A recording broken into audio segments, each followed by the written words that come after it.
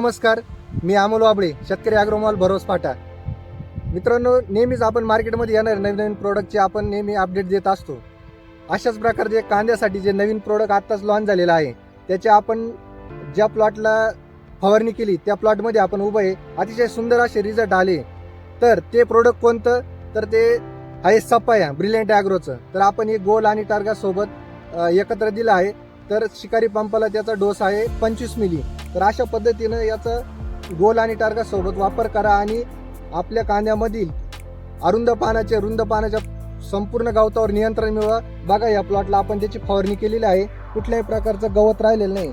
विशेष म्हणजे या प्लॉटला निंदणी केली नाही, खाली तणनाशकाच्या फवारणीवरच हा प्लॉट आहे. 2 महिन्यात अजून कुठलंही गवत नाही.